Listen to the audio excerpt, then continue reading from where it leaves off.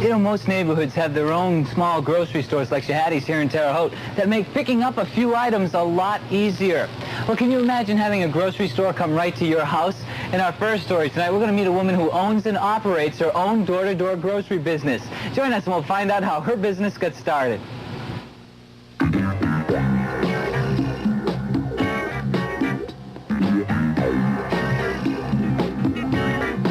If there's one scene most of us are familiar with, it's this one, shopping in a crowded grocery store. Wouldn't it be nice if the groceries came to you? Lydia Stoll thought this was a great idea when she started a home-style grocery store on wheels that she calls the Huckster, an old-fashioned term for a peddler's wagon. Up here. Okay. The main reason I started this business, I like people, and I like to work with people. And I do have the opportunity of meeting a lot of them. Paper towels? Lydia's business is unusual, but what makes it even more uncommon are the people who buy from her. Lydia services a small Amish settlement in the farm country around Montgomery, Indiana. The Amish believe in leading very simple lives. They live without modern technology, and since most don't own cars, it's difficult for them to get to town to buy food items. Lydia's business has made life a lot easier for them. And it's been successful for Lydia, who has no formal business background at all. Lydia lives with her husband in the heart of the Montgomery Amish community. When she was raising her 3 daughters, she didn't have the time for an outside job, but once the children were on their own, she needed something to occupy her time. So at the age of 39, she bought an old school bus, put shelves in it, and started her own business. When I was first married, I did work in a grocery store for 2 years. And then I worked some at restaurants and did housework. But this is the first business that I've ever owned or been a part of. What Lydia's got on her hands now is a full-scale business. She has a storeroom in her garage filled with merchandise.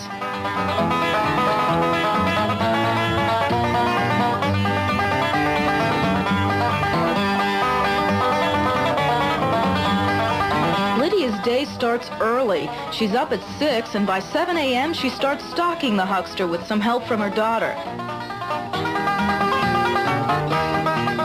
The merchandise Lydia has for her store is carefully selected to provide her customers with as much variety as possible. In deciding what to get, you just learn from day to day. I listen.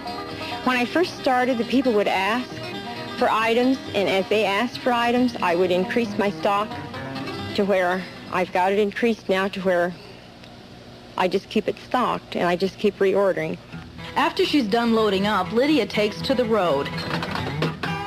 She makes as many as 50 stops in a day, which means an extremely hectic schedule.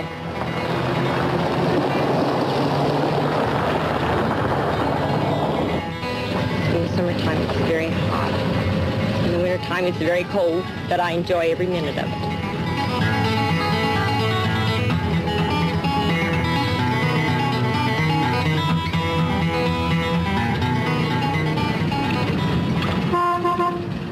Meeting people is a big part of Lydia's business. When she makes a stop, it's more like visiting a friend instead of doing business. Where are you today? Are you all right? I feel like my relationship with the community is very good. I meet people in town, on the road, anywhere I meet them, they have a big smile and a wave for me. And they express to me from time to time that they would really miss me if I wouldn't continue my Huckster. And so I really feel like a part of the community, and I feel like a part of them. And I feel very comfortable with them. Lydia was raised in the Amish religion. When she reached adulthood, she decided to become a Mennonite. This means she still holds the same basic beliefs as the Amish, but has integrated modern ways into her lifestyle. To her, the Amish are a very special people. I don't have to be afraid of them not being honest. I have no problems of like shoplifting or cheating. They're a very honest people, and I totally trust them.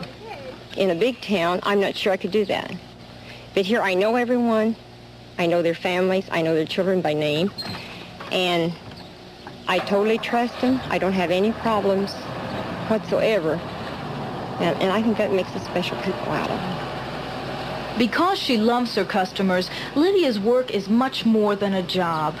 I think my favorite thing about the whole business is the visiting with the people, with the ladies. Come on in. They are such a friendly type.